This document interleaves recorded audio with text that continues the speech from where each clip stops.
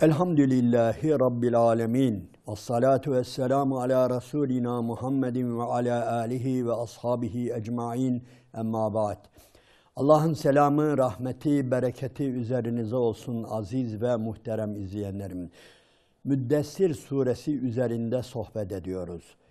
2 defa sohbet yaptık. 3. sohbetimizi aşağı yukarı 6. ayeti kerimeden üçer yapmıştık. 3 birinde şimdi diğer ayeti kerimelere geliyoruz. Allahu Teala Resulüne sabretmesini, bu peygamberliğinin karşısında, kendini Allah'a adamışlığının karşısında mükafatını Rabbinden başkasından beklememesini emrediyor demiştik. Ve li rabbike fasbir. Evet, bu ayet-i kerime üzerinde konuşmuştuk. Ondan sonra Bismillahirrahmanirrahim. فَاِذَا نُقِرَ فِي النَّاقُورِ. O sura üflendiği gün. Evet, hemen Allahu Teala kıyameti getirdi ortaya. Yani bir peygamberin insanları tehdit edebileceği, uyarabileceği, hiç %100 şaşmayan tek şey ahirettir. Bu İslam davetçileri için de böyle olmalıdır. Bunda hiç tereddüdümüz yoktur. Yani kıyamet kopacaktır bir gün ve bir gün dirileceğiz ve o gün çok zor bir gün olacak ve herkes yaptığının karşılığını bulacaktır.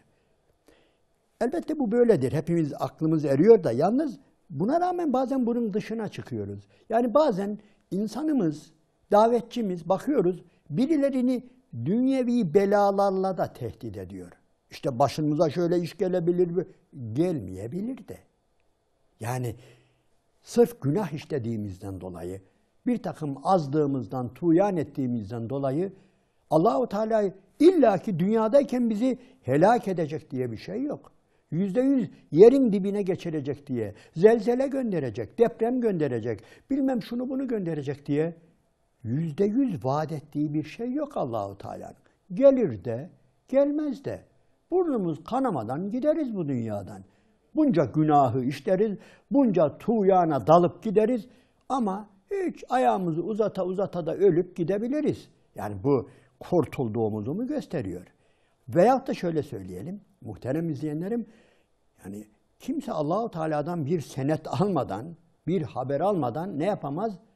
Yani eğer devam ederseniz bu kötülüklere Allah sizi bu dünyadayken depremle, sel felaketiyle, tsunamiyle, şununla bununla helak edecek diyemeyiz. Etmeyebilir de öyle değil mi? Ama bir garantimiz var. Nedir? Kıyamet kopacak. Kalıbımızı basıyoruz. Bunda hiç tereddüt yoktur. Onun için peygamberlerin en önemli ikazları, uyarıları veya tehditleri hep ahiretle olmuştur. Hatta Kur'an-ı Kerim'in birçok yerinde geçmiş peygamberler bazı dünyevi belalarla da uyarmıştır. Olabilir. Ama biz şu anda uyaramayız. Gelir de, gelmeyebilir de. Bir bela bu dünyada bizi bulur da, bulmayabilir de. Ama garanti olan bir şey nedir? فَاِذَا نُقِرَ فِي النَّاقُورِ. O gün, evet, sura üflendiği gün, o boruya üflendiği gün var ya, evet, فَاِذَا نُقِرَ فِي النَّاقُورِ فَذَٰلِكَ يَوْمَ اِذٍ يَوْمٌ عَسِيرٌ. Çok zor bir gün olacak ha. O gün öyle zor bir gün olacak ki hele kafirlere alel kafirine gayri yesir. Kafirlere hiç de öyle kolay olacağı benzemiyor. Yani burada çok inceden ve derin bir tehdit var. Alel kafirine gayri yesir. Kafirlere öyle hiç de kolay olmayacak. Bu nedir? Çok zor olacak anlamına geliyor. O gün, yani o kıyamet günü, alimlerimizin bir kısmı bu dünyadaki ilk kıyamet, birinci sur diyenlerimiz de olmuştur. فَاِذَا نُقِرَ فِي النَّاقُورِ. Yani kıyametin koptuğu an, birinci sur diyenler de olmuştur. Ama genellikle ulemanın önemli bir bölümü bu ikinci sur. O gün. O gün genellikle gün, o yevm kıyameti. Yani dünyadaki son günü değil de ahiretteki ilk günü. Yani o uyanış gününü, diriliş gününü hatırlatıyor ve gerçekten zor olacak buyuruyor. Evet, yine başa dönelim. Yani aziz ve muhterem kardeşlerim, zaten iman da budur. Yani iman budur. İman gayba imandır. Görülmeyene imandır. اَلَّذ۪ينَ يُؤْمِنُونَ بِالْغَيْبِ Hemen Kitab-ı Kerim'in başında hemen Bakara suresinde اَلَّذ۪ينَ يُؤْمِنُونَ بِالْغَيْبِ Onlar gayba iman ederler. Görmedikleri halde, hiç böyle gidip gelen olmadığı halde, öyle oradan ciddi bir haber, ciddi de yani gözleriyle gördüğü, müşahede ettiği bir haber olmadığı halde gayba iman ederler. Zaten imtihan da buradadır.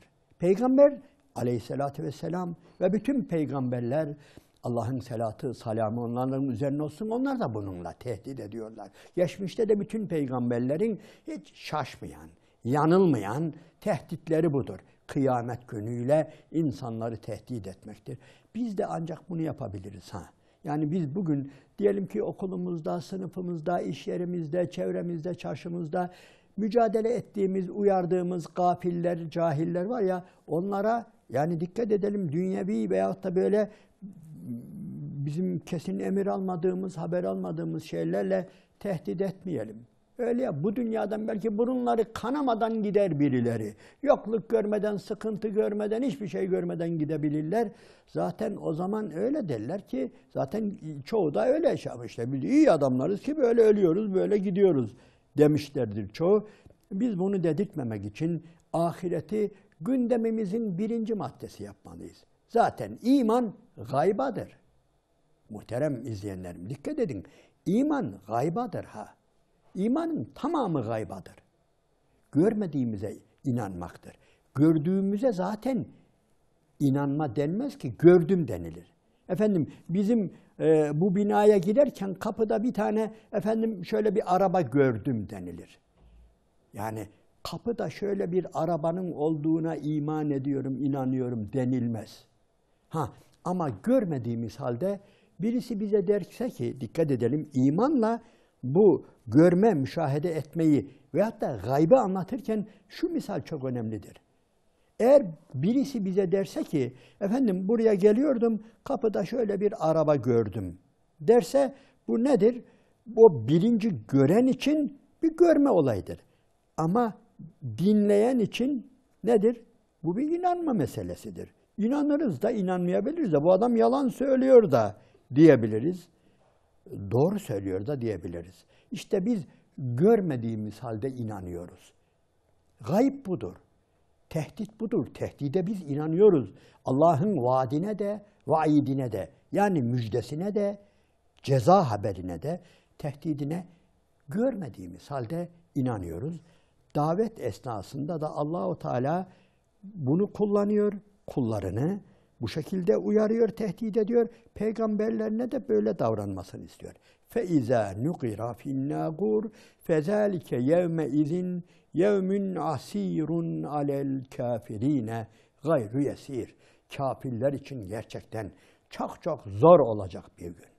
Öyle bir gün ki düşünün aziz ve muhterem izleyenlerim. Yani bu dünyada bazı olaylar, televizyonda haberler izliyoruz. Bir anne diyor, yangındaki çocuğunu kurtarmak için görevlilerin ikazını hiç dinlemedi, aldırmadı, atladı ateşin içerisine, yavrusunu kurtardı veya kurtaramadı, orada yandı diyor. Duyuyorsunuz değil mi böyle? Bu haberleri hep izliyoruz. Ama ahiret öyle bir ahiret ki yevme yefirrul mer'u min ahihi. O gün kardeş kardeşten kaçacak, firar edecek. Anne babadan kaçacak. Eşler birbirinden kaçacak. Yani bunu şöyle bir düşünün. Demek ki dünyevi bir yangından kaçmıyoruz yani. Eğer bir dünyevi bir yangın düşünün, söylüyorum ya, bir evde yani bir kedi yani yavrusunu kurtarmak için atlayıveriyor yangına. Anne de, insan da böyle, hayvan da böyle. Demek ki ahiret daha cehennem de yok ortada. Bu ayeti kerimelere göre yani Abese suresinin sonundaki o ayeti kerimelere göre, yani yevme yefirrul mer'u min ahihi ve ümmihi ve ebihi ayeti kerimelerine göre ortada daha cehennemde yok. Dirildik ve o gün dehşet bir gün. İnsanlar felaketi anlayacaklar ve herkes birbirinden kaçacak. Herkesin birbirinden, yani eşlerin, kardeşlerin, annenin, babanın birbirinden firar ettiği o günün dehşetini şöyle biraz düşünebiliriz ha. Dünya ile kıyaslayın diyorum, düşünebiliriz ve demek ki çok dehşet olacak. Düşündükçe ortaya çıkabilir. Sadece ben bu firar olayından anlattım. Siz daha da başka anlamlar çıkarabilirsiniz veya başka sahneleri gözünüzün önünde canlandırabilirsiniz. Yani öyle bir diriliş ki yani herkes şaşkınlık içerisinde. Artık herkes başına geleceği biliyor. Birçok ayet-i kerimelerde bu var. Yani uzun gider. Yeri geldikçe inşallah madem dersimiz hep Kur'an sohbeti, Kur'an iklimi onlara da sıra gelecek. Vakti gelmeden bir takım ayetleri vaktinden önce açıklamayalım. Ama şu alel kafirine gayri yesir ayeti kerimesini birazcık düşünelim. Yani o günün dehşetini hatırlayalım ve insanlara bu dünyada bunları anlatalım. Anlatalım. Bunun için söylüyorum. Bazı kardeşlere bakıyorum. Birilerini İslam'a çekmek için, Allah'ın dinine çekmek için bazen dünyayı vaat ediyor. Dünyevi hakimiyeti vaat ediyor. Allah'ın izniyle bir gün İslam gelecek, işte şöyle olacak, böyle olacak. O zaman zilletten kurtulacağız, izzete ereceğiz, nail olacağız, onurlu olacağız. Yani kölelikten kurtulacağız. Yani ne bileyim çok iyi yerlere geleceğiz. Gelemeyebiliriz de. Öyle değil mi yani? Yani ahirete kalamaz mı? Gelemez miyiz? Yani bunların hiçbirine ulaşamadan yine köle gibi geldik, Bilal gibi geldik, Bilal gibi gidebiliriz. Allah bizden sonrakilere nasip eyler izzeti, onuru, ama biz kaybettik mi? Yok. İşte kaybetmedik. Bildiğiniz gibi nice peygamber hadis-i şeriflere göre, Kur'an-ı Azimüşşan'a göre, tarihe göre bakıyoruz da nice peygamber bir iki tane ümmetle gidebilmiş. Yani Nuh Aleyhisselam kendisi ulul azım 5 büyük peygamberin içinde yer almasına rağmen 5 büyük peygamber öyle yani az değil yani. Hazreti Nuh Aleyhisselam muhteşem bir peygamber. Öteki evet yani arasını ayırmıyoruz da Allahu Teala da öyle buyuruyor. Tilker rusulü faddalna ba'dahum ala ba'd. İşte bunlar rasuller. Kiminin üzerine tafdil ettik, faziletli kıldık, üstün kıldık. Ama kaç tane ashabı vardı? Devleti yoktu, ordusu yoktu, mahkemeleri yoktu, meydanları yoktu. Hazreti İbrahim de öyle. Hazreti İbrahim Aleyhisselam da öyle bizim bildiğimiz gibi çok büyük, yani dünyevi yönden elle tutulur, gözle görülür, zaferlerin peygamberi değil. Ama Allah katında öyle yüce makamlara sahiptir ki bu büyük rasuller. Demek ki dünyevi yönden dünyayı vaat etmemeliyiz. Onu demek istiyorum. Birisini İslam'a çağırırken gel, bizimle beraber ol, bize katıl, göreceksin. Allahu Teala bize şunu verecek, bunu verecek. Sen o zaman bu zillet içerisinde olmayacaksın, şöyle olacaksın falan demeyelim. Cenneti vaat edelim ve kötülük yaptığımız zaman da ahiretle tehdit edelim. İşte sen bu haramı işlediğin müddetçe, bu günahları işlediğin müddetçe iki yakan bir araya gelmez. Gelebilir de. Devam edebilir. Dünyevi yönden adam köşeyi de dönebilir. Öyle değil mi? Hem haramların içinde yüzebilir, hem de varlık içerisinde olabilir. Yani la yagurranne taqablubullezine keferu fil bilad. Hatta genellikle de öyle oluyor demek ki Allahu Teala Resulüne öyle söylüyor. Sakın ha Resulüm. Yani Ali İmran suresinin sonunda sakın ha o kafirlerin böyle diyar gezmesini, bir yerlere hakim olması, aman ha seni aldatmasın. Veyahut da yani Daha suresinde, Hicr suresinde Allahu Teala la temuddenne ayneyke ila ma metta'na bihi ezvacen minhum zahratel hayatid dünya. Sakın ha, sakın Resulüm Yani birilerine bir şeyler verdik. Basit dünya. Onlara gözünü dikme diyor. Dünyanın süsünü, bilmem menfaatini, bazı şeyler basittir onlara. Sakın onlara gözünü dikme. Onlara gözünü dikme sakın. Onlar seni aldatmasın. Hep buraya geliyor. Muhterem izleyenlerim, mesele buraya geliyor. Yani İslam'a davet esnasında biz de bunları kullanmalıyız. Dünyayı vaat etmemeliyiz. Dünya ile tehdit de etmemeliyiz. Bak başına şunlar gelir diye tehdidimizin asıl şeysi bu da olmasın, vaat de böyle olmasın. Yani bir gün gelecek Allah'ın izniyle şöyle olacak, böyle olacak falan ya işte her yeri ele geçireceğiz, İslam adına İslam hakim olacak. Olmayabilir de söylediğim gibi. Yani ömrümüz zindanlarda da geçebilir veya fakr-ı zaruret içerisinde de geçebilir. Onun için hemen başında fasbir ve li rabbike fasbir emri hem oraya gider hem de biz ahiretle insanları uyarmalıyız. Biz insanları cennetle müjdelemeliyiz. Cehennemle, kıyametle, şiddetle tehdit etmeliyiz, uyarmalıyız. Buna kalıbımızı basıyoruz. Bunun gerçekleşmeme ihtimali var mı? Yok. Gerçekleşecek. O kıyamet kopacak. Allah-u Teala'nın kitabı keriminde en çok yemin ettiği olay nedir? Kıyamettir. Yani defalarca yemin ediyor ki, niye yemin ediyor? Çünkü görmedik ya biz.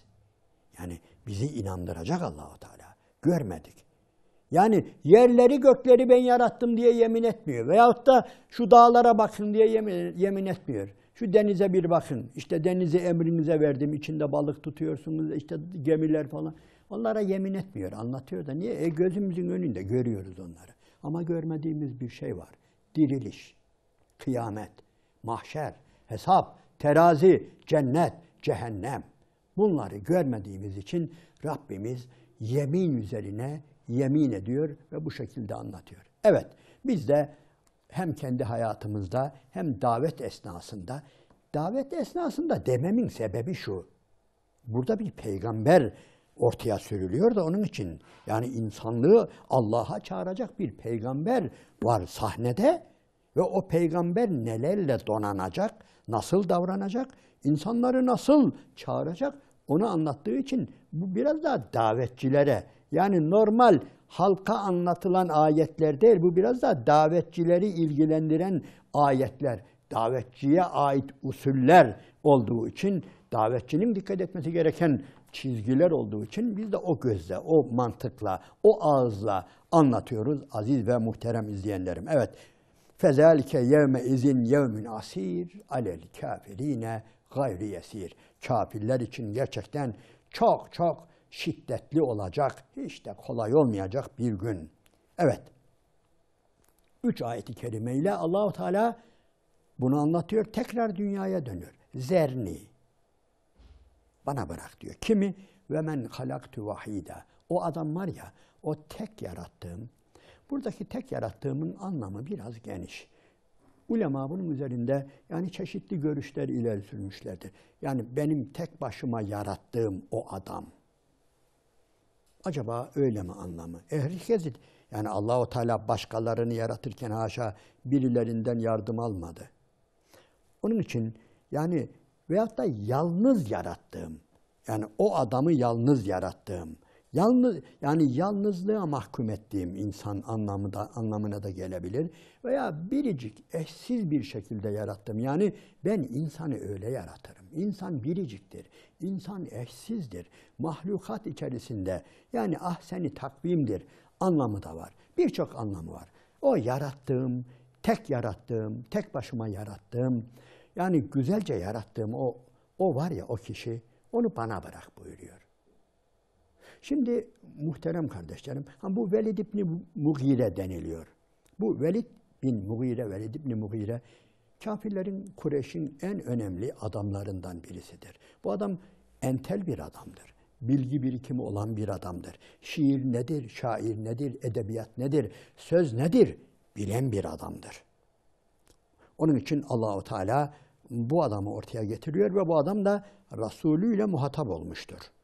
Resulüyle muhatap olmuştur ve bu adamı ortaya getiriyor. Onu bana bırak diyor. Ve cealtu lehu malen memduda ve benine şuhuda. Yani mal bakımından kendisine verdikçe verdiğim, yani hatta önünü açtığım veya yani bir başka anlamı da o çocukların var ya, yani ve cealtu lehu malen memduden ve benine şuhuda. Benim oğullar, evlatlar, meşhud, şahit, gözler önünde. Birçok anlam veriyorlar da birisi acizane benim biraz hoşuma gitti. Ulemanın getirdiği hadislerden tabii, haberlerden kaynaklanan bir yorum gerçekten benim dikkatimi çekti. Diyor ki Mekke dar bir çevreydi diyor. Öyle birilerinin öyle çokça oğlu varsa böyle hepsi gözünün önünde olmazdı diyor. Hepsi para kazanmak için, geçinmek için, geçinebilmek için Mekke dar bir yer olduğu için evlatları olsa bile hep dışarıda olurdu. Gurbette olurdu, ticarette olurdu, kervanda olurdu ve dolayısıyla babasının, annesinin hepsi bir anda gözünün önünde olmazdı diyor. Bu öyleymiş. Bu adam öyleymiş. Velid bin Mughire'nin epeyce oğlu varmış. Sayısında ihtilaf var ve ilginçtir. Hepsi de Mekke'deymiş. Hepsi de babasının gözünün önünde.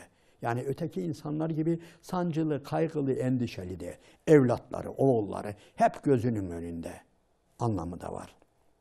Ve benine şuhuda ayeti kerimesine bu anlam veriliyor. Tarihe de uygun düşüyor. Yalnız muhterem izleyenlerim, burada çok önemli bir olay var. Nedir biliyor musunuz? Ve cealtu lehu malen memduden ve benine şuhuden ve mehhettu lehu temhida. Yani verdiğim, verdikçe verdiğim, evlatlar verdiğim, mal verdiğim, mülk verdiğim o adam. Peki size bir soru soruyorum. Bu adama mı vermiş Allahu Teala sadece? Yani Mekke'den bu adama mı vermiş? Özel olarak bunu seçmiş, buna bir şeyler mi vermiş? Yoksa bütün insanlara mı? Hatırlayacak olursanız epeyce geçti de hemen ilk sure-i celileyi, Alak suresini, İkra suresini okurken demiştik ki çok önemli bir olay var. İkra ve rabbukel ekrem. O ekrem olan Rabbin adıyla oku. Yani telaffuz et, söyle, dile getir, ikrar et. Neyi? Kalemle yazmayı öğretenin Allah olduğunu, bilmediğiniz her şeyi öğretenin Allah olduğunu söyleyin. Dilinizle söyleyin, telaffuz edin, kabullenin, itiraf edin buyurmuş diye. Bu da aynen. Bu ayetlerde muhterem izleyenlerim aynı ayetler. Yani ey insanlar sizlere evlatları veren benim, mal veren benim. Ama biz öyle mi anlıyoruz? Biz ne yapıyoruz? Kazandık. Biz kazandık. Aynen Karun gibi. Kâle innemâ utîtuhu alâ ilmin indi. Öyle diyor Karun. Ne diyor? Efendim biz kazandık. Bu benim tecrübem. Bu benim birikimim diyor diye. İşte Allah-u Teala burada bunu bir daha dile getiriyor. Yani ey insanlar itiraf edin, evlatlarınızı ben verdim size. Ey insanlar malınızı, mülkünüzü, ticaretinizi zannetmeyiniz ki kendiniz kazandınız. Ben veriyorum. Ben ediyorum, ben veriyorum. Bunu itiraf edin. Allah deyin. Bunu veren Allah deyin. Evlatlarımızı bize veren Allah deyin. Gözümüzün önünde tutan Allah deyin. Malı, mülkü, ticareti veren Allah deyin ve itiraf edin bunu. Kabullenin bunu. Söyleyin bunu. Dile getirin bunu. Bu ayeti kerimelerin anlamı budur. Yoksa dinleyen zanneder ki ya Allah Allah Allah. Bu sadece Velid bin Mughiri'ye mi böyle yapmış Allahu Teala? Hayır. Herkese böyle yapmış. Herkesten bunun itirafını istiyor. Bunu itiraf etmemeye Anadolu tabiriyle gavurluk deniliyor. Yani nankörlük, kafirlik. Kafirlik işte nedir? Budur. Yani kabullenmemek.